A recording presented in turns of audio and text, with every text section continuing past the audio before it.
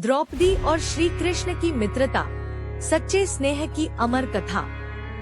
महाभारत केवल युद्ध की कहानी नहीं है, यह रिश्तों, भावनाओं और मानवीय मूल्यों की गाथा है।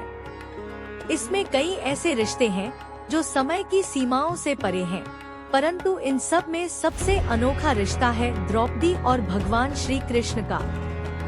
यह संबंध ना रक्त का था, ना कर्तव्य का, यह सच्चे स्नेह, विश्वास और आत्मीयता का बंधन था। यह वह मित्रता थी जो धर्म, मर्यादा और प्रेम का उदाहरण बन गई। द्रौपदी का जन्म अग्निकुंड से हुआ था। वह किसी साधारण स्त्री की तरह नहीं, बल्कि अग्नि की ज्वालाओं से प्रकट हुई थी। उनमें सौंदर्य, शौर्य और तेज का अद्भुत संगम था। जब पांडवों का उनसे विवाह हुआ और वे इंद्रप्रस्थ की रानी बनी, तब श्री कृष्ण उनसे मिलने आए। कृष्ण उस समय द्वारका के राजा थे। वे जब पहली बार द्रौपदी से मिले, तो दोनों के बीच एक आत्मीय जुड़ाव महसूस हुआ। द्रौपदी ने कृष्ण में केवल एक देवता नहीं, बल्कि एक ऐसा मित्र देखा जो उसके मन को समझ सकता था। और कृष्ण ने उसमें एक ऐसी सखी देखी जो सच्चे हृदय से प्रेम और निष्ठा से भरी थी। उनका रिश्ता औपचारिक नहीं था। वह उन्हें स्नेहपूर्वक सखा कहती थी और वे उसे मुस्कुराकर सखी। उनके बीच कोई झिझक नहीं थी, केवल आत्मीयता थी। कहते हैं, एक बार जब कृष्ण ने शिशुपाल का वध किया, तब उनके उंगलियों में चोट लग गई और रक्त की बूंदें टपकने लगी। पास ही खड़ी द्रौपदी ने बिना कुछ सोचे समझे अपनी साड़ी का एक टुकड़ा फाड़कर उनके हाथ पर बांध दिया। यह एक छोटा सा पल था, पर उसमें सच्चा स्नेह छिपा था। कृष्ण ने भाव विभोर होकर कहा, सखी, तूने आज मुझे अपने प्रेम से बांध लिया है। यह बंधन केवल वस्त्र का नहीं, भाव का है। मैं जीवन भर तेरी रक्षा का वचन देता हूँ। द्रौपदी मुस्कुराई, पर शायद उसे उस समय यह एहसास नहीं था कि आने वाले समय में यह वचन कितना महत्वपूर्ण साबित होगा। वह पल उनके रिश्ते की नींव था, एक सखी का सच्चा विश्वास और एक सखा का अटूट वचन। समय ने करवट बदली।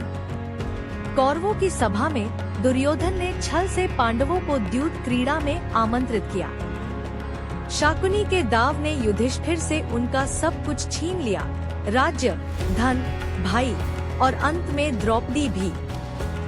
जब दुर्योधन ने आज्ञा दी कि द्रौपदी को सभा में लाया जाए, वह अपमानित और क्रोधित थी। सभा में जब दुशासन ने उसका वस्त्रहरण करने की कोशिश की, तब पूरी सभा मौन थी। पांडव सिर झुकाए बैठे थे, भीष्म और धृतराष्ट्र भी कुछ न बोले। उस क्षण द्रौपदी ने अपने चारों ओर देखा, हर जगह मौन अन्याय था।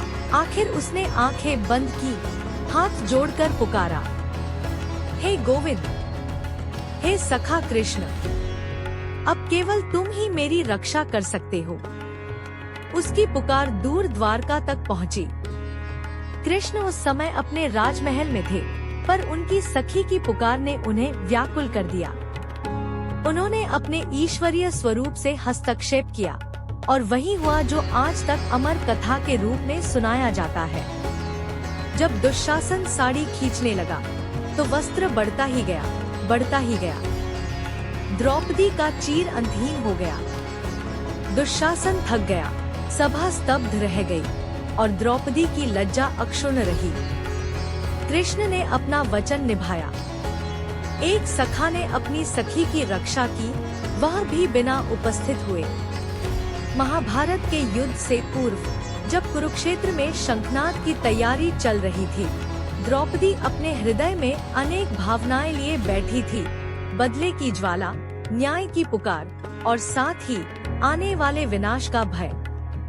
कृष्ण ने उससे कहा, सखी, कभी कभी धर्म के लिए विनाश भी आवश्यक होता है। तू केवल न्याय के पक्ष में रह। द्रौपदी ने कहा, सखा, मैंने सब खोया है, पर यदि यह युद्ध धर्म की रक्षा करेगा, तो मैं उसके लिए तैयार हूँ।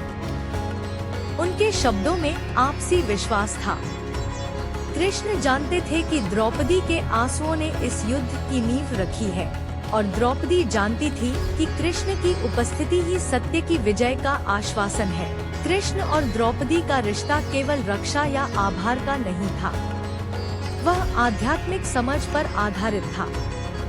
जब द्रौपदी दुखी होती, कृष्ण उसे सांत्वना देते, कहते, सखी, जीवन का हर कष्ट एक परीक्षा है। तू यदि सच्चाई और धैर्य से उसे स्वीकार करेगी तो तेरा आत्मा और प्रखर होगा। द्रौपदी भी कृष्ण से बिना झिझक अपने मन की बातें कह देती थी। उनकी बातचीत में कोई औपचारिकता नहीं थी, केवल हृदय की सच्चाई थी। वह जानती थी कि संसार में हर कोई उसे रानी समझता है, पर कृष्ण उसे एक इंसान की तरह समझते हैं। महायुद्ध के बाद जब कुरुक्षेत्र की भूमि रक्त से भर गई और पांडवों ने विजय प्राप्त की, द्रौपदी ने कृष्ण के पास जाकर कहा, सखा, यदि तुम न होते तो मैं इस संसार में जीवित न रहती। कृष्ण मुस्कुराए और बोले, सखी, मित्र वही होता है जो कठिन समय में साथ खड़ा रहे। हमने तो केवल अपने वचन का पालन किया। द्रौपदी की आंखों में आंसू थे, पर हृदय में शांति थी।